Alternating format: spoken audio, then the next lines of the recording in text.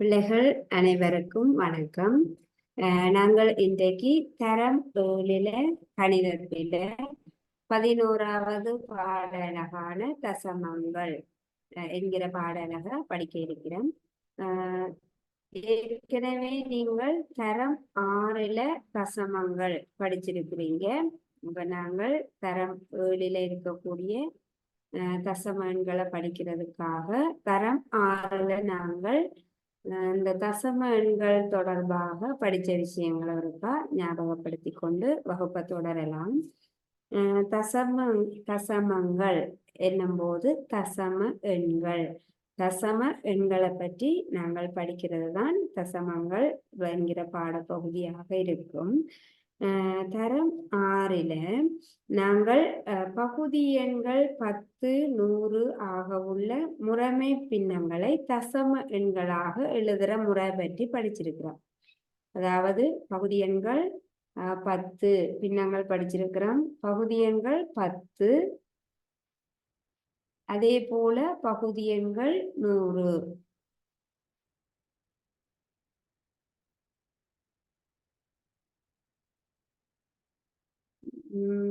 நான் எழுதி இருக்கிற இந்த பின்னங்கள்ல பகுதி எண்கள் 10ஆகவும் 100ஆகவும் இருக்குது.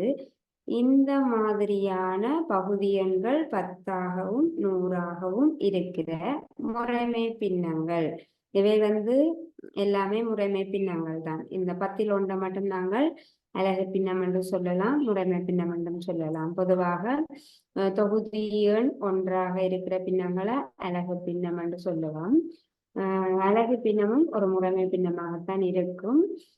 இந்த 4 முறைமை பின்னங்களையும் இதில் எழுதியிருக்கிறோம். இவ்வாறு அமைந்த பின்னங்களை தசம எண்களாக எவ்வாறு எழுதுறது என்று ஏற்கனவே தரம் 6 நாங்கள் படிச்சிருக்கிறோம்.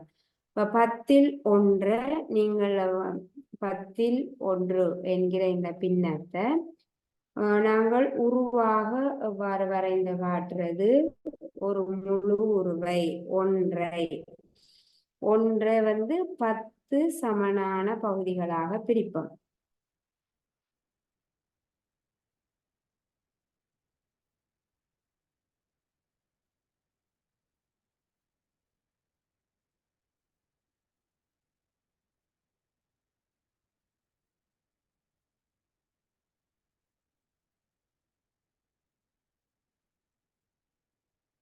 ஒரு முழு உருவை 10 சமனான பகுதிகளாக பிரிப்போம்.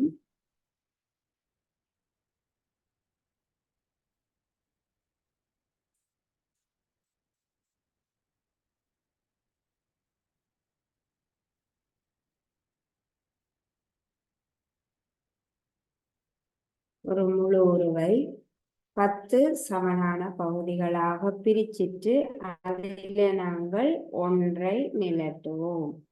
இவ்வாறு நிலற்றத முழு உருவில ஒன்றை 10 1 2 3 4 5 6 7 8 9 10 சமனான பகுதிகளாக பிரிச்சிட்டு அதில் ஒன்றை நிலற்றும் பொழுது அதனை நாங்கள் பின்னமாக என்ன எழுதுவோம்? 10ல் 1 என்று எழுதுவோம். 10 சமனான பகுதிகளாக பிரிக்கப்பட்டிருக்குது. அதில் ஒரு பகுதி நிலற்றப்பட்டிருக்கிறது. 10ல் 1. இந்த 10ல் 1 நாங்கள் எவ்வாறு தசம எண்ணாக எழுதுவோம்? 0.1. இது நாங்கள் தரம் 6 ஏற்கனவே படிச்சிருக்கிறோம். 10ல் 1 என்கிற பின்னத்தை தசம எண்ணாக எவ்வாறு எழுதலாம்? 0.1. இவ்வாறு எழுதக்கூடிய இந்த எண்களைத்தான் நாங்கள் என்ன சொல்றோம்? தசம எண்கள். என்னென்ன நாங்கள் இந்த தசம எண்களை நாம் காணுவோம். இந்த எண்ணில தசம புள்ளி வந்திருக்கும். பாருங்க, அதுல தசம புள்ளி இருக்குது. 0.1. இதை நாங்கள் வாசிக்கிறது 0.1 என்று வாசிப்போம். 0.1.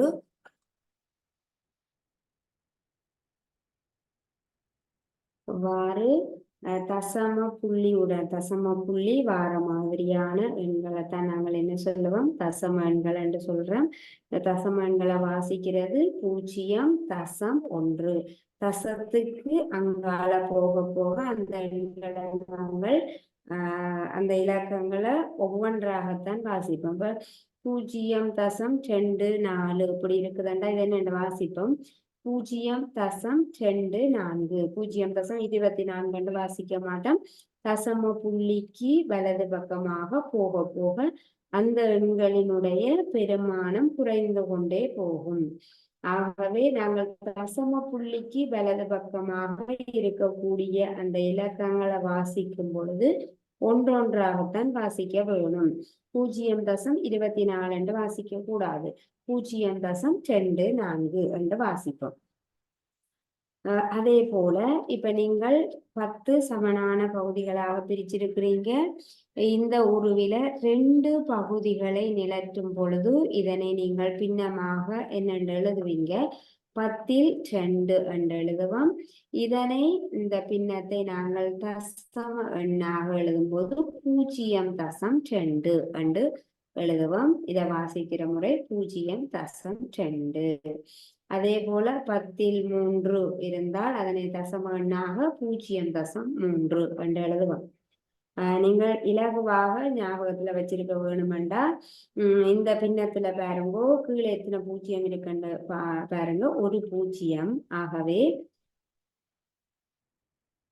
இலகுவாக 10 என்னென்று தசம எண்ணாக எழுதுறது என்பதை நீங்க ஞாபகத்துல வச்சிருக்க வேணுமெண்டா 10 இருக்கு, 3 மேல கீழே 10, 10ல ஒரு 0 இருக்குது. அதை ஞாபகத்துல வச்சு கொண்டு மேல இருக்கிற தொகுதி எண்ணை அப்படியே எழுதுவோம். தொகுதி எண்ணை அப்படியே எழுதிட்டு கீழே பார்ப்போம். 10, 100, 1000 வரும்போது 10னுடைய வலுக்களாக இருக்கும்போது நாங்கள் இலகுவாக தசம எண்ணாக எழுதலாம். ஒரு பின்னத்தை ஒரு பின்னமானது ஒரு பின்னத்தினுடைய பகுதி எண்ணானது 10, 100, 1000 ஆகிய 10 வலுக்களாக இருக்கும் போது நாங்கள் அவற்றை தசம எண்ணாக இலகுவாக எழுதலாம். எப்படி அதுக்கு ஞாபகம் வச்சிருக்கிறதுக்கு ஒரு முறை இருக்கு. நீங்கள் மேல தொகுதி எண்ண எழுதுங்கோ 3, கீழே பகுதி என்ன பாருங்க 10, 10ல எத்தனை 0 வந்திருக்கு, ஒரு 0 வந்திருக்குது. ஆகவே நாங்கள் எழுதியிருக்கக்கூடிய எண்ணில இருந்து இடது பக்கமாக ஒரு 0 இருந்தால் நாங்கள் ஒரு இடது பக்கம் அந்த எண்ணில இருந்து ஒரு இலக்கம் தள்ளி தசம் குத்த வேணும். இப்ப தசத்துக்கு முன்னுக்கு எதுவுமே இல்லை, ஆகவே 0 போடுவோம். 10ல் 3 என்கிற பின்னத்தை தசம எண்ணாக 0.3 என்று எழுதும். அதே போல இப்படி இருக்கு 24/10 இதென்னண்டு இலகுவாக தசம எண்ணாக எழுதுறது. அப்படி என்றால் தொகுதியில இருக்கக்கூடிய எண் 24, பகுதியில இருக்கக்கூடிய எண் 10. இந்த தொகுதி எண்ண எழுதுங்கோ 24, பகுதி எண்ண பாருங்கோ 10, எத்தனை 0 வந்திருக்குன்னு பாப்பீங்க, ஒரு 0. ஆகவே இந்த எண்ணின் இடது பக்கத்து இந்த எண் முடிகிற இடத்துல இருந்து ஒரு 0 இருந்தால் எண் முடிகிற இடத்துல இருந்து ஒரு இலக்கம் தள்ளி நாங்கள் தசம புள்ளி இட வேணும். அப்ப 2.4 24/10 என்கிற பின்னத்தை தசம எண்ணாக எழுதுவோம் 2.4. அதே போல 245/10 இந்த பின்னத்தை எவ்வாறு தசம எண்ணாக எழுதுவோம் அப்படி என்றால் தொகுதியில் இருக்கக்கூடிய எண் எழுதுவோம் 245, கீழே பாருங்க பகுதி எண் 10, எத்தனை 0 வந்திருக்குதுண்டா ஒரு 0. ஆகவே நாங்கள் ஒரு இலக்கம் தள்ளி தசம புள்ளி இட வேணும். பின்னுக்கு இருந்து வர வேணும். எண் முடிகிற இடத்துல இருந்து ஒரு இலக்கம் தள்ளி தசம புள்ளி இடும். 24.5. இலகுவாக நீங்க ஞாபகம் வச்சிருக்க வேணும்டா இப்படி நினைவுல வச்சிருக்க வேணும். அடுத்தது இதே போல நாங்கள் இப்ப பகுதி எண் 10 வார மாதிரியான பின்னங்களை தசம எண்ணாக மாற்றுறது தொடர்பாக பார்த்த நாங்கள். அடுத்தது பகுதி எண் 100 வார மாதிரியான பின்னங்களை தசம எண்ணாக எவ்வாறு எழுதுவோம். 10ல் 1 இந்த பின்னத்தை தசம எண்ணாக இப்படி எழுதுன நாங்கள் 0.1. 100ல் 1 இதை நாங்கள் தசம எண்ணாக என்ன எழுதுவோம் 0.01. இங்க ஒரு 0 வந்திருக்குது. ஆகவே தசத்துக்கு அங்கால ஒரு இலக்கம் வந்திருக்கும். இங்க பாருங்க 2 0. அப்ப தசத்துக்கு வலது பக்கமாக 2 இலக்கங்கள் வந்திருக்கும். 100ல் 1 0.01 எழுதுவீங்க. 100ல் 2 என்னென்று எழுதுவீங்க 0.02. இவ்வாறு நாங்கள் எழுதுவோம். அதே போல 34ன் கீழ் 100 இப்படி இருக்கு. இது என்னென்று நாங்கள் தசம எண்ணாக எழுதுறது. மேல தொகுதியில இருக்கக்கூடிய எண்ணை எழுதுங்கோ 34. கீழே பகுதி எண்ணில எத்தனை 0 வந்திருக்குன்னு பாருங்க 2 பூஜ்ஜியங்கள் வந்திருக்குது. ஆகவே இந்த எண்ணின் இறுதியில இருந்து 2 இலக்கங்கள் தள்ளி நாங்கள் தசம புள்ளியிட வேணும். அப்ப ஒரு இலக்கம் 2 இலக்கம் 2வது இலக்கத்துக்கு 2 இந்த எண்ணின் இறுதியிலிருந்து 2 இலக்கங்கள் நகர்ந்து நாங்கள் தசம புள்ளியிடுவோம்.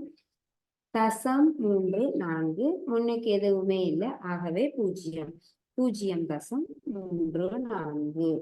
அதே போல 756ன் கீழ் 100 இந்த பின்னத்தை நாங்கள் என்னண்டு தசம எண்ணாக எழுதுவோம். தொகுதியில இருக்கக்கூடிய எண்ணை அப்படியே எழுதுங்கோ 756. பகுதி எண்ணில எத்தனை பூஜ்ஜியங்கள் வந்திருக்குன்னு பாருங்க 2 பூஜ்ஜியங்கள். ஆகவே இந்த எண்ணின் இறுதியில இருந்து 2 இலக்கங்கள் நகர்ந்து நாங்கள் தசம புள்ளியிடுவோம். 1 2 இறுதியில இருந்து பின்னிக்கு இருந்து வர வேணும். 1 2 2 இலக்கங்கள் தள்ளி நாங்கள் இதுல தசம புள்ளியிடுவோம். ஆகவே 7.56 756 கீழே 100 இந்த பின்னத்தை தசம எண்ணாக என்ன எழுதுவோம் 7.56. அப்ப பாருங்கோ கீழே 100 வந்திருக்கு. இந்த 3 பின்னங்களையும் பாருங்கோ பகுதி எண்ணில 100 வந்திருக்கு. இந்த பின்னங்களை குறிக்கும் தசம எண்களை பாருங்கோ தசம புள்ளிக்கு வலது பக்கமாக 2 இலக்கங்கள் இருக்கும். 100 வந்திருக்கிறபடியா பகுதி எண்ணில 100 வந்திருக்கிறபடியா தசம புள்ளிக்கு வலது பக்கமாக 2 இலக்கங்கள் வந்திருக்கும் என்பதை நாங்கள் ஞாபகத்துல வச்சிருக்க வேணும். அப்ப நாங்கள் 10ல் 1 பகுதி எண் 10ஆகவும் பகுதி எண் 100ஆகவும் இருக்கிற மாதிரியான பின்னங்களை எவ்வாறு தசம எண்களாக எழுதுறோம் என்று பார்த்த நாங்கள் இனி பகுதி எண் 1000 வார மாதிரியான பின்னங்களை என்னென்று தசம எண்ணாக எழுதுறதுன்னு பார்ப்போம். பகுதி எண் 1000. இப்போ 10ல் 1 இந்த பின்னத்தை என்னென்று எழுதின நாங்கள் 0.1. பகுதி எண்ணில 10 வந்திருக்குது. தசம எண்ணாக 0.1 என்று எழுது. 100ல் 1 இதை எவ்வாறு நாங்கள் தசம எண்ணாக எழுதுறோம் 0.01. ஒரு 0 தசம புள்ளிக்கு வலது பக்கமாக ஒரு இலக்கம். 2 பூஜ்ஜியங்கள் தசம புள்ளிக்கு வலது பக்கமாக 2 இலக்கங்கள். அப்ப இங்க நாங்கள் 3 பூஜ்ஜியங்கள் வார மாதிரி 1000ல் 1 இந்த பின்னத்தை எவ்வாறு தசம எண்ணாக எழுதுவோம். அப்ப இங்க தசம புள்ளிக்கு அங்கால ஒரு இலக்கம் இங்க தசம புள்ளிக்கு அங்கால 2 இலக்கம் வந்திருக்குது. அப்ப இந்த பின்னத்துல கீழே 3 பூஜ்ஜியங்கள் வந்திருக்குது. ஆகவே தசம புள்ளிக்கு வலது பக்கமாக 3 இலக்கங்கள் வர வேணும். 0.001. 10ல் 1 0.1 எழுதுறோம். 100ல் 1 0.01 எழுதுறோம். 1000ல் 1 0.001 என்று நாங்கள் எழுதுறோம். அப்ப இதே போல் 1000ல் 2 இதை எவ்வாறு எழுதுவோம் தசம எண்ணாக 0.02. கீழே 3 பூஜ்ஜியங்கள் இருக்குது. ஆகவே இந்த எண்ணின் இறுதியிலிருந்து நாங்கள் 3 இலக்கங்கள் நகர்ந்து தசம புள்ளி இட வேணும். அப்ப இந்த எண் 2 மட்டும்தான் இருக்கு, 2க்கு முன்னுக்கு இலக்கங்கள் இல்லை. ஆகவே நாங்களா 2 பூஜ்ஜியங்களை சேர்த்திருக்கிறோம்.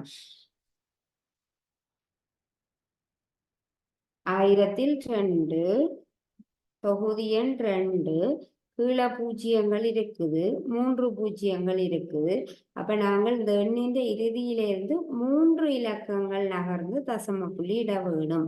ஆனால் எங்களுக்கு ஒரு இலக்கம் தான் இருக்குது. அப்ப 2 இலக்கத்துக்காக நாங்கள் என்ன செய்யறது, 2 பூஜ்ஜியங்களை சேர்ப்போம். தசம புள்ளி 3 இலக்கங்கள் நகர்ந்து தசம புள்ளி இட்ட பிறகு அப்ப முன்னுக்கு எதுவுமே இல்லை, ஆகவே முன்னுக்கு ஒரு பூஜ்ஜியம் எழுதுறோம். அப்ப இதே போல நீங்கள் 23 கீழ் 1000 இப்படி இருந்தா என்னென்று தசம எண்ணாக எழுதுவீங்க. மேலே இருக்கக்கூடிய இலக்கம் தொகுதி எண்ணாக இருக்கிற எண் 23, கீழே 3 பூஜ்ஜியங்கள் இருக்குது. ஆகவே நாங்கள் 3 இலக்கங்கள் நகர்ந்து தசம புள்ளியிட வேணும். ஒரு இலக்கம் 2 இலக்கம் தான் இருக்கு, 3வது இலக்கம் இல்லை. ஆகவே 3வது இலக்கமாக 0 போட்டு பிறகு நாங்கள் முன்னுக்கு தசம புள்ளி இருக்குது, முன்னுக்கு எதுவுமே இல்லை. ஆகவே முன்னுக்கு ஒரு பூஜ்ஜியம் போடுறோம். 0.023 3 பூஜ்ஜியங்கள் இருக்குது. தசம புள்ளிக்கு வலது பக்கமாக 3 இலக்கங்கள் வர வேணும். இலக்கங்கள் காணாட்டி, இலக்கங்கள் எங்கிட்ட இல்லாட்டி நாங்கள் என்ன செய்ய வேணும், பூஜ்ஜியத்தை சேர்க்க வேணும். அதே போல 624 கீழ் 1000 இது என்ன தசம எண்ணாக எழுதுவோம். தொகுதி எண்ண எழுதுறோம் 624. கீழே எத்தனை பூஜ்ஜியங்கள் இருக்கின்ற 1 2 3. ஆகவே 1 2 3 எண்ணின் இறுதியில இருந்து 1 2 3 இலக்கங்கள் நகர்ந்து தசம புள்ளியை இடுவோம். இனி இந்த தசம புள்ளிக்கு முன்னுக்கு எதுவுமே இல்லை. ஆகவே நாங்கள் ஒரு பூஜ்ஜியத்தை போடலாம். 0.624 என்று எழுதியிருக்கிறோம். அதே போல 2456 கீழ் 1000 அப்படி இருந்தா என்னென்று எழுதுவோம். தொகுதியில இருக்கக்கூடிய எண்ணை எழுதுவோம். 2456 1 2 3 பூஜ்ஜியங்கள் இருக்குது. ஆகவே இந்த எண்ணில இறுதியில இருந்து 3 இலக்கங்கள் நகர்ந்து தசம புள்ளியை விடுவோம். 1 2 3 தசம புள்ளி இங்க வர வேணும். ஆகவே இவ்வாறு பகுதி எண் 10 100 1000 ஆக இருக்கிற பின்னங்களை தசம எண்ணாக நாங்கள் இவ்வாறு மாற்றுவோம். இது மாற்றுவதற்கு இலகுவான முறையில நீங்கள் ஞாபகம் வச்சு கொள்ளலாம்.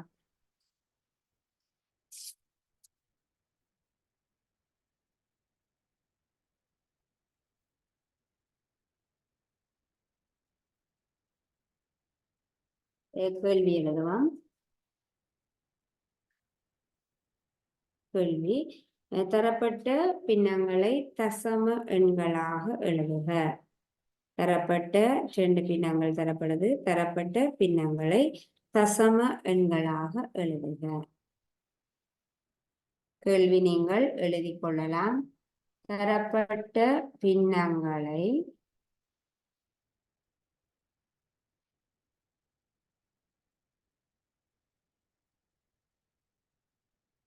தசம எண்களாக எழுதுக.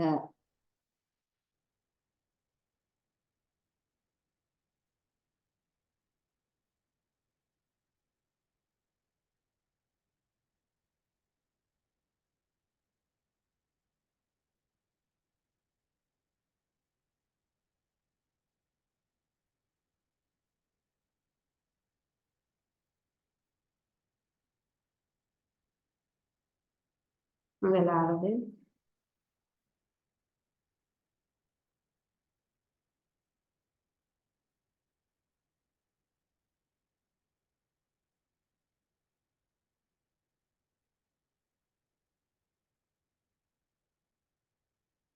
ஒன்பதின் கீழ் 1000. கேள்வி எழுதி கொள்ளுங்க. இரண்டாவது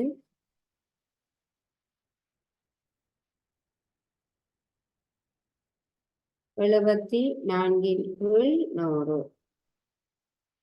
2 பின்னங்களையும் நாங்கள் தசமங்களாக எழுத போறோம்.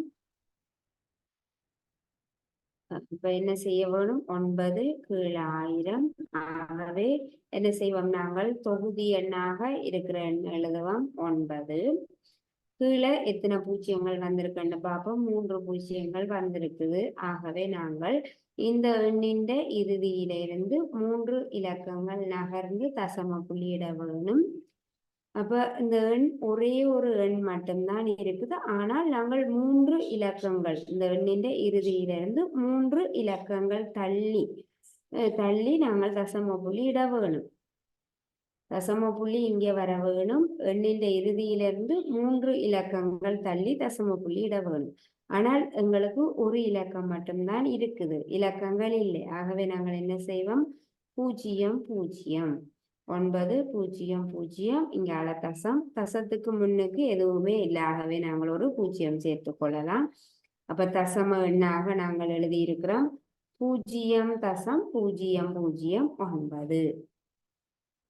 அதே போல 74 கீழ் 100 தொகுதி எண்ண அப்படியே எழுதுவோம். 74 பகுதி எண்ணை பார்க்கிறோம். எத்தனை பூஜ்ஜியங்கள் வந்திருக்குது? 2 பூஜ்ஜியங்கள் வந்திருக்குது. ஆகவே இந்த எண்ணின் இறுதியில இருந்து நாங்கள் 2 இலக்கங்கள் தள்ளி தசம புள்ளியிட வேணும். 1 2 இங்க தசம புள்ளியிடுவோம். 0.74. தசத்துக்கு முன்னுக்கு நாங்கள் எதுவுமே இல்லாட்டி 0 போடுவோம். 0.74. இந்த பின்னத்தையும் தசம எண்ணாக நாங்கள் எழுதியிருக்கிறோம்.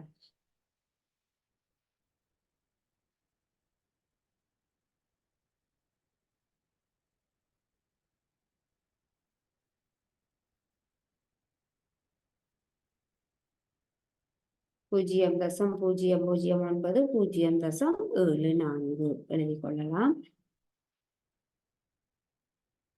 இனி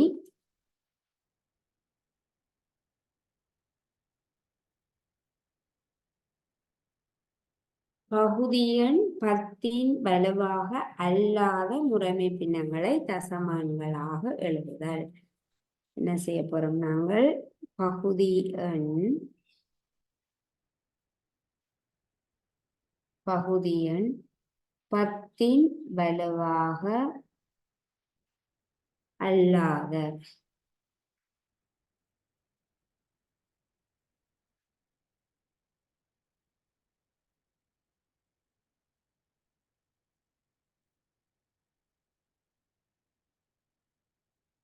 அல்லாத முறைமை பின்னங்களை தசம எண்களாக எழுதுதல். தசம எண்களாக எழுதுதல்.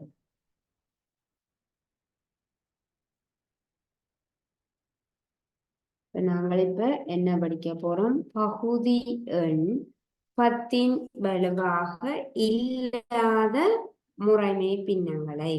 நாங்கள் இவ்வளவு நேரம் என்ன படிச்ச? நாங்கள் பகுதி எண் 10 வலுவாக அமைந்திருந்தது. இவ்வளவு நேரம் நாங்கள் இதற்கு முன்னுக்கு நாங்கள் ஏற்கனவே இப்ப கிளாஸ் தொடங்கின பிறகு நாங்கள் பார்த்த கேள்விகள் என்ன மாதிரி பார்த்த? நாங்கள் கீழே 100 இருந்தது, மேல 74 இருந்தது, கீழே 1000 இருந்தது, மேல 36 இருந்தது. அப்ப இங்க எல்லாம் என்ன மாதிரி வந்திருக்குது? பகுதி எண் 10 இருக்குது, 100 இருக்குது, 1000 இருக்குது. 10 100 1000 எல்லாம் என்ன? 10 வலுக்கள். 10 ஓராம் வலு 10, 10 இரண்டாம் வலு 100, 10 தர 10 100, 10 மூன்றாம் வலு 1000. 10 3 முறை எழுதி பெருக்குவோம். 10 தர 10 தர 10, 10 மூன்றாம் வலு. இப்ப இவையெல்லாம் 10 வலுக்களாக அமைந்த முறைமை பின்னங்கள். இது எவ்வாறு தசம எண்களாக எழுதுறதுன்னு எங்களுக்கு தெரியும். இப்ப நாங்கள் செய்த நாங்கள் இனி பகுதி எண் 10 வலுவாக அல்லாத பகுதி எண் 10 வலுவாக இல்லாத முறைமை பின்னங்களை நாங்கள் ஒரு பின்னம் எடுப்போம். பாருங்க, 5 1. கீழே என்ன இருக்குது? பகுதி எண் 5ஆக இருக்குது. 5 என்பது 10 வலுவா? இல்லை. 5 என்கிறது ஒரு எண், ஆனால் இது 10 வலு அல்ல. பகுதியன் 10 வலுவாக இல்லாத இவ்வாறான முறைமை பின்னங்கள் நாங்கள் அலகு பின்னம் என்றும் சொல்லலாம். அலகு பின்னம் முறைமை பின்னமாகத்தான் இருக்கும். இவ்வாறு இருக்கிற பின்னங்களை நாங்கள் தசம எண்களாக எழுத போறோம். என்னென்ன தசம எண்களாக எழுதுறது அப்படி என்றால் என்ன செய்ய வேணும்? இவ்வாறு அமைந்த பின்னங்களை தசம எண்களாக மாற்றுறதுக்கு பகுதி எண்ணை நாங்கள் 10க்கு மாற்ற வேணும். பகுதி எண் என்னென்று இருக்குது? 5 இருக்குது. தொகுதியில இருக்கக்கூடிய எண் பிரச்சனை இல்லை. தொகுதி எண் எதுவாக இருந்தாலும் ஒன்றும் இல்லை. ஆனால் பகுதி எண்கள், பகுதியில் இருக்கக்கூடிய எண்கள் 10 வலுக்களாக இருந்தால் அவற்றை தசம எண்களாக மாற்றுவது இலகுவானது. ஆகவே நாங்கள் என்ன செய்யறோம்? இந்த பின்னத்தினுடைய பகுதி எண்ணை 10 வலுக்களாக, 10 ஏதாவது ஒரு வலுவாக நாங்கள் மாற்ற போறோம். 10 வலுவண்டா 10 ஓராம் வலு 10, 10 2ஆம் வலு 100, 10 3ஆம் வலு 1000. இப்படி ஏதாவது கிட்ட இருக்கிற ஏதாவது ஒன்றுக்கு நாங்கள் மாற்ற போறோம். பகுதி எண் 10 வலுவாக இல்லாத போது நாங்கள் என்ன செய்ய போறோம்? இந்த பகுதி எண்ணை 10 வலுக்களாக மாற்ற போறோம். பின்னத்தை, ஒரு பின்னத்தை 10 வலுவாக உள்ள பின்னமாக மாற்ற வேணும். அப்படின்னா நாங்கள் என்ன செய்வோம்? சமவலு பின்னம் காணுவோம். ஒரு பின்னத்துக்கு நாங்கள் படிச்சிருக்கிறோம் சமவலு பின்னம். ஒரு பின்னத்துக்கு இந்த சமனாக பகுதி எண்களை கூட்டும் போது, 2 பின்னங்களை கூட்டும் பொழுது அவற்றின் பகுதி எண்கள் சமனாக இருந்தால்தான் எங்களால் கூட்ட முடியும், கழிக்க முடியும். அப்ப சமனாக இருக்கிறதுக்கு நாங்கள் என்ன செய்வோம்? சமவலு பின்னம் காணுவோம். அதே போல இந்த பின்னங்களை தசம எண்களாக மாற்றுவதற்கும் இந்த பின்னங்கள் இந்த பின்னத்தில் உள்ள பகுதி எண்கள் 10 வலுவாக இல்லாத போது 10 வலுவாக மாற்றுற மாதிரி சமவெளி பின்னம் நாங்கள் காண போறோம். அப்ப என்ன செய்யலாம்? 5 10 ஓராம் வலுவை பாருங்க 10. அப்ப நாங்கள் 5 சமவெளி பின்னம்டா ஏதாவது ஒரு எண்ணால மேலையும் கீழையும் பெருக்கிறது. அப்ப 5 எந்த எண்ணால பெருக்கும் பொழுது அது 10ஆக மாறும் என்று யோசிக்க வேணும்.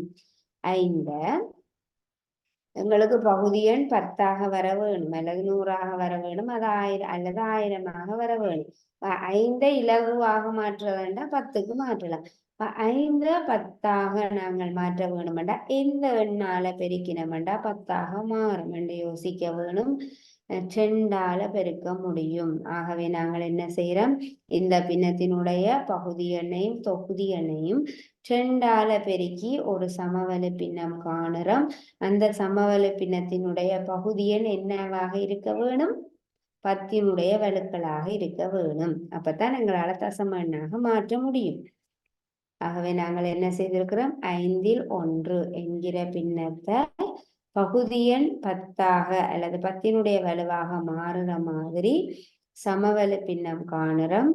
அதற்கு ஏற்ற மாதிரி இங்க 2ஆல பெருக்கினீங்கன்னா 10ஆக மாறும். அதற்கு ஏற்ற மாதிரியான ஒரு சமவெளி பின்னத்தை நாங்கள் காணுறோம். 2 10 கீழே 5 2 பெருக்குங்க 10 2 2. இப்போ 10ல் 2 10ல் 2 இந்த பின்னத்தங்களுக்கு தசம எண்ணாக எழுத தெரியும். 0.2 என்று நாங்கள் எழுதலாம். ஆகவே பகுதி எண் 10 வலுவாக அல்லாத பின்னங்களை தசம எண்களாக மாற்றும் பொழுது நாங்கள் என்ன செய்ய வேணும்? தரப்பட்ட பின்னத்தை பகுதி எண் 10 வலுவாக உள்ள சமவெளி பின்னமாக மாற்றிக்கொள்ள வேணும். பிறகு அதனை தசம எண்ணாக எழுத முடியும். பகுதி எண்ணாக 10, 100, 1000 இருந்தால் இலகுவாக தசம எண்களாக எழுத முடியும்.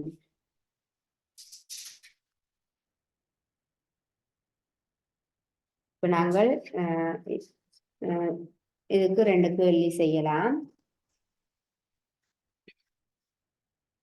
கேள்வி பாருங்கோ, கேள்வி எழுதுங்க. நீங்கள் பின்வருவனவற்றை தசம எண்ணாக எழுதுக. பின்வருவனவற்றை 2 கேள்வி. தசம எண்ணாக எழுதுக.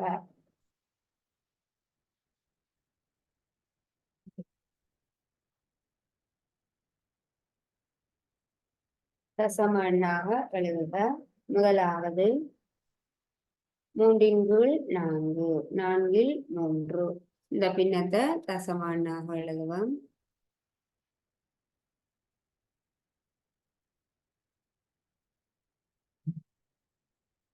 4/3 இந்த பின்னத்தை தசம எண்ணாக எழுத போறோம். அப்ப பகுதி எண் 10னுடைய வலுவாக இல்லை. ஆகவே நாங்கள் பகுதி எண்ண 10னுடைய வலுவாக இருக்கிற மாதிரி மாற்ற போறோம். 10னுடைய வலுவண்டா 10, 100, 1000 எந்த எண்ணாக மாற்ற முடியும் என்று பார்க்க வேணும். 4 ஏதாவது ஒரு எண்ணால பெருக்கும் பொழுது 10 கிடைக்குமா? 10னுடைய 1/4 10. 4 ஏதாவது ஒரு எண்ணால பெருக்கும் பொழுது 10 கிடைக்குமா? 10 கிடைக்காது. என்னடா 10 4ஆல வகுக்கும் போது மீதியின்றி வகுப்படாது. 4 எந்த எண்ணால பெருக்கினாலும் 10 கிடைக்காது. தசம எண்ணால பெருக்கக்கூடாது, முழு எண்ணால பெருக்க வேணும். சமவெளி பின்னமெண்டா முழு எண்ணாலத்தான் பெருக்கி காணுவோம். 4 எந்த ஒரு முழு எண்ணால பெருக்கினால் 10 கிடைக்குமா? எங்களுக்கு கிடைக்காது. ஆகவே நாங்கள் அடுத்தது 10 கிடைக்காது. அடுத்ததாக 100ஆக மாற்ற முடியுமா? 4 ஏதாவது ஒரு எண்ணால பெருக்கும் பொழுது 100 கிடைக்குமான்னு யோசிக்கிறோம். அப்ப பாருங்க 100 கிடைக்கும். 4 நீங்கள் 25ஆல பெருக்கி பாருங்க. சமவெள பின்னம் காணுறோம். என்ன மாதிரி சமவெள பின்னம் காண்றோம்? பகுதியில் 100 வார மாதிரி 10 வார மாதிரி சமவெள பின்னம் காண முடியாது. 4 எந்த ஒரு முழு எண்ணால பெருக்கும் பொழுதும் 10 கிடைக்காது. ஆகவே ஆனால் 100 கிடைக்கும். 4 25ஆல பெருக்கும் பொழுது 100 கிடைக்கும். ஆகவே நாங்கள் 4/3 இந்த பின்னத்திற்கு பகுதியில் 100 வார மாதிரியான ஒரு சமவெளி பின்னம் காணுறோம். 25ஆல பெருக்கி 4/3 என்கிற பின்னத்தினுடைய பகுதி எண்ணையும் தொகுதி எண்ணையும் 25ஆல பெருக்கி சமவெளி பின்னம் காணுறோம். 4 தர 25 100. 25 4ஆல பெருக்கினீங்கன்னா 100. 3 தர 25 75. அப்ப 100 மேல 75. 100 இப்பொழுது இந்த பின்னத்தை நாங்கள் தசம எண்ணாக மாற்ற முடியும். என்ன செய்வோம்? தசம எண்ணாக மாற்றுறதுக்கு தொகுதி எண்ண எழுதுவோம். 75. கீழே எத்தனை பூஜ்ஜியங்கள் இருக்குது? 2 பூஜ்ஜியங்கள் இருக்குது. ஆகவே இந்த எண்ணின் இறுதியில இருந்து 2 இலக்கங்கள் தள்ளி தசம புள்ளி இட வேணும். 1 2. இங்க தசம புள்ளி இடுவோம். தசம புள்ளிக்கு முன்னுக்கு இலக்கம் முன்னதாக இலக்கம் எதுவுமே இல்லாதபடியா நாங்கள் 0 இடுவோம். 0.75. 4/3 என்கிற பின்னத்தை தசம எண்ணாக மாற்றிட்டோம். 0.75. அதே போல இன்னும் ஒரு கேள்வி.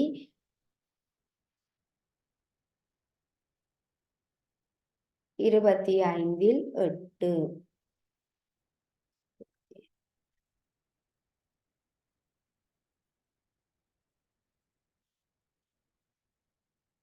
20/3. 20/3 என்கிற பின்னத்தை முறைமை பின்னத்தை தசம எண்ணாக மாற்ற போறோம்.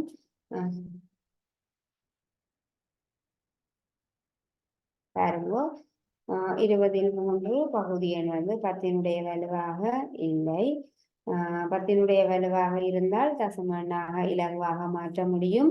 20/3 என்கிற இந்த பின்னத்தை நாங்கள் தசம எண்ணாக மாற்றுறதுக்கு இந்த 20 எப்படி மாற்ற வேணும்? பகுதியில் 10ஆக அல்லது 100ஆக அல்லது 1000 எப்படி 10னுடைய வலுக்களாக மாற்ற வேணும். அப்ப 20 நாங்கள் ஏதாவது எண்ணால பெருக்கி 10ஆக மாற்ற முடியுமா? பிரிக்கும் போது 10 வரும், ஆனால் பெருக்கும் போது 10 வராது. அடுத்ததாக இந்த 20 எந்த எண்ணாலையாவது பெருக்கும் போது 100 கிடைக்குமாண்டு நாங்கள் யோசிக்கிறோம். 20ஐ 5ஆல பெருக்கும் போது 100 கிடைக்கும். ஆகவே நாங்கள் என்ன செய்யறோம், இந்த பின்னத்தினுடைய பகுதி எண்ணையும் தொகுதி எண்ணையும் 5ஆல பெருக்கிறோம். 5ஆல பெருக்கும் பொழுது 20ஐயும் 5ஐயும் பெருக்குங்கோ 100, 3ஐயும் 5ஐயும் பெருக்குங்கோ 15. இப்ப நீங்கள் இனி இந்த எண்ணை தசம எண்ணாக எழுதலாம். தொகுதியில இருக்கக்கூடிய எண் 15, கீழே 2 பூஜ்ஜியங்கள் இருக்குது. ஆகவே இந்த எண்ணின் இறுதியிலிருந்து 2 இலக்கங்கள் நகர்ந்து தசம புள்ளி இடுவோம். முன்னுக்கு நாங்கள் 0 இடுவோம். 0.15 2 தசம எண்ணாக நாங்கள் மாற்றி இருக்கிறோம். அப்ப நாங்கள் இவ்வளவு நேரம் பார்த்தது பகுதி எண் 10 வலுவாக அல்லாத முறைமை பின்னங்களை தசம எண்களாக எவ்வாறு எழுதுறது என்று பார்த்திருக்கிறோம். இதுல 2 கேள்வி செய்திருக்கிறோம். இனி இந்த கலப்பு, அடுத்ததாக கலப்பு எண்களை தசம எண்களாக எழுதுதல். கலப்பு பின்னங்களை எவ்வாறு தசமங்களாக எழுதுறது, தசம எண்ணாக எழுதுறது என்று நாங்கள் பார்க்கலாம்.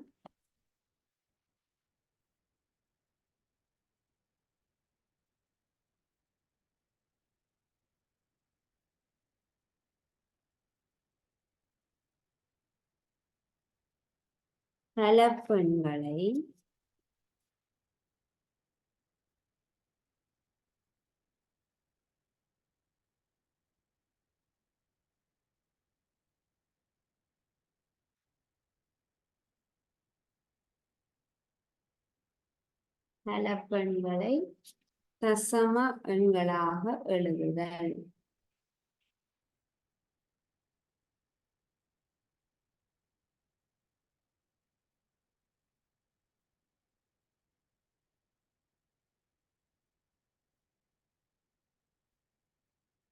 கலப்பு எண்கள் அல்லது கலப்பு பின்னங்களை தசம எண்களாக எவ்வாறு மாற்றுறது என்று பார்க்க போறோம். முதலாவதாக ஒரு கலப்பு பின்னம் தரப்படுகிறது 13 2 1. இது ஒரு கலப்பு எண் ஆகும் அல்லது கலப்பு பின்னம் ஆகும். நாங்கள் பின்னங்கள் படிச்சுட்டு வந்துட்டோம். இது ஒரு கலப்பு பின்னம் ஆகும். கலப்பு பின்னம் என்ன, ஒரு முழு எண்ணோட ஒரு முறைமை பின்னம் கலந்து வாரது கலப்பு பின்னம். இப்போ இவ்வாறான கலப்பு பின்னங்களை தசம எண்களாக எவ்வாறு எழுதுறது என்று நாங்கள் பார்க்க போறோம். அப்ப கலப்பு பின்னங்களை பார்க்கும்போது இந்த முழு எண்ணோட இந்த முறைமை பின்னம் சேர்ந்து வாரது. அப்ப என்ன நடந்திருக்கும், இந்த முழு எண்ணுடன் அந்த முறைமை பின்னமானது கூட்டுப்பட்டிருக்கும். இந்த 13ஓட 2 1, 13உடன் 2 1. இதை நாங்கள் எவ்வாறு எழுதலாம், 13 சக 2 1 பிரிச்சு எழுதலாம். 13உடன் 2 1 என்பது எவ்வாறு இருந்திருக்கும், 13ஓட 2 1 கூட்டுப்பட்டதாக இருந்திருக்கும். இனி நாங்கள் என்ன செய்ய வேணும், இந்த முழு எண்ணை நாங்கள் ஒன்றும் செய்ய தேவையில்லை. முழு எண்ணுக்கு பக்கத்துல இருக்கிற இந்த முறைமை பின்னத்தை நாங்கள் தசம எண்ணாக மாற்றுவோம். இங்க அழகு விசேடமாக இந்த பின்னத்தை நாங்கள் அழகு பின்னம் என்று சொல்லலாம். இந்த பின்னத்தை நாங்கள் தசம எண்ணாக மாற்றுவோம். 2 1 தசம எண்ணாக மாற்ற வேணும். 2 1 இந்த எண்ணினுடைய பகுதி எண்ணாக என்ன இருக்குது, 2. பகுதி எண் 10 வலுவாக இருக்குதா, இல்லை.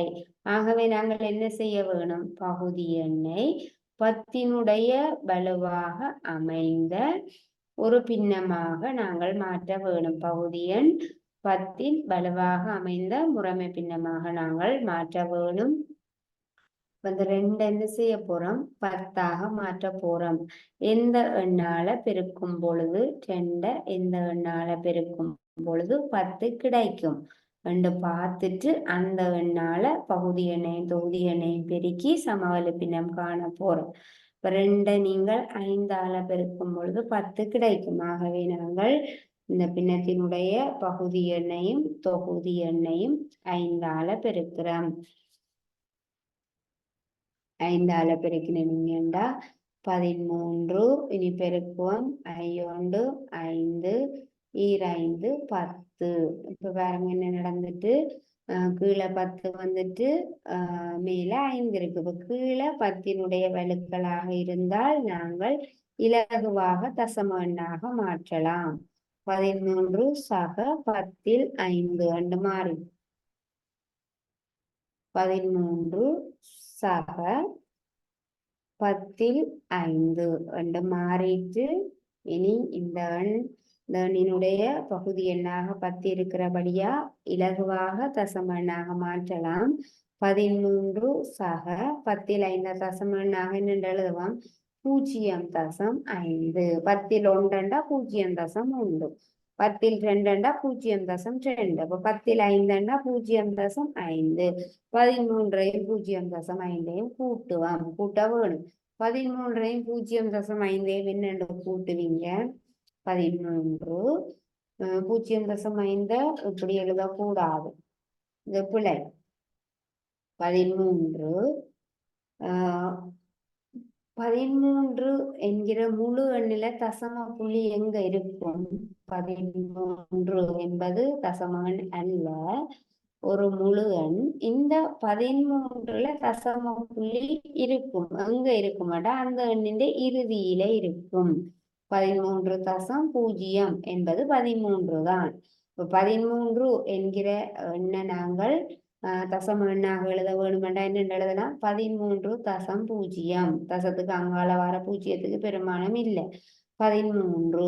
இனி நாங்கள் இந்த 0.5 எழுதுவோம் 0.5. அப்ப தசம எண்களை கூட்டும் பொழுது என்னென்று கூட்டுறது அந்த தசம புள்ளி எத்தனை தசம எண்களை கூட்டும் பொழுது அந்த தசம புள்ளியானது ஒரே நேர்கோட்டில இருக்கிற மாதிரி அமைச்சிட்டு தான் நாங்கள் கூட்ட வேணும். இங்க இருக்கக்கூடாது, இங்க தசம புள்ளி இல்லை, இதுல தசம புள்ளி வந்திருக்குது, நாங்கள் இப்படி கூட்டக்கூடாது. ஒரே நேர்கோட்டுல தசம புள்ளி வர வேணும். இவ்வாறு எழுதின பிறகுதான் நாங்கள் கூட்டலாம். இனி கூட்டுவோம் 0 5 கூட்டினீங்கன்னா 5, 13ஓட 0 கூட்டினீங்கன்னா 13. ஆகவே 13ஐயும் 0.5ஐயும் கூட்டும் பொழுது என்ன கிடைக்குது 13.5. நாங்கள் இந்த கலப்பு எண்ணை தசம எண்ணாக எவ்வாறு மாற்றுறது என்று பார்த்திருக்கிறோம். ஒரு கலப்பு பின்னத்தை தசம எண்ணாக மாற்றி இருக்கிறோம். இதை நீங்கள் எழுதி கொள்ளலாம். இன்னொரு கேள்வி செய்வோம்.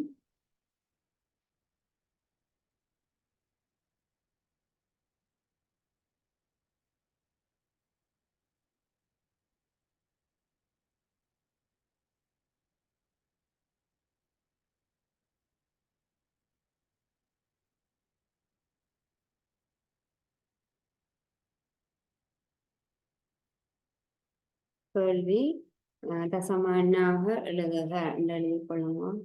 தசம எண்ணாக எழுதுக. கலப்பு பின்னம் தரப்படுகிறது.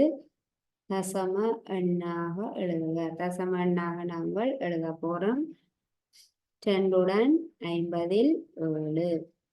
இது ஒரு கலப்பு பின்னமாகும். 2 50 7. என்னென்னு நாங்கள் தசம எண்ணாக மாற்றுறது இந்த முழு எண். நாங்கள் முதலாவது இந்த முழு எண்ணையும் இந்த முறைமை பின்னம், இது ஒரு முறைமை பின்னம், முழு எண்ணையும் இந்த முறைமை பின்னத்தையும் பிரித்து எழுதுவோம் 2 சக 50 7. இனி முழு எண்ணை ஒன்றுமே செய்ய தேவையில்லை. இந்த 50 7 இந்த பின்னத்தை மட்டும் பகுதி எண் 10 வலுவாக அமைகிற மாதிரி ஒரு சமவலு பின்னம் காணுவோம். 50 இருக்குது, 10 வலுவாகண்டா 10 100 1000 மாற்ற வேணும். 50 நாங்கள் 2ஆல் பெருக்கும் போது 100 கிடைக்கும். ஆகவே இந்த பின்னத்தினுடைய பகுதி எண்ணையும் தொகுதி எண்ணையும் 2ஆல் பெருக்கிறோம். பெருக்கி சமவலு பின்னம் காணுறோம் 2 சக. இனி பெருக்குவோம் 50ஐயும் 2ஐயும் பெருக்கினீங்கண்டா 100, 7ஐயும் 2ஐயும் பெருக்கினீங்கண்டா 14, 2 சக 100ல் 14. இத தசம எண்ணாக எழுதுவோம். 100ல் 14 என்னென்று எழுதுவோம். தொகுதி எண்ண அப்படியே எழுதுவோம். கீழே 2 பூஜ்ஜியங்கள் வந்திருக்குது. ஆகவே தசம் முன்னுக்கு 0. 100ல் 14 தசம எண்ணாக 0.14 என்று எழுதலாம். இரண்டையும் 0.14 கூட்டுவோம். 2 என்னென்னு கூட்டுறது 2 0.14 இப்படித்தான் கூட்டுவோம். 2ல தசம புள்ளி பின்னுக்கு இருக்கும்.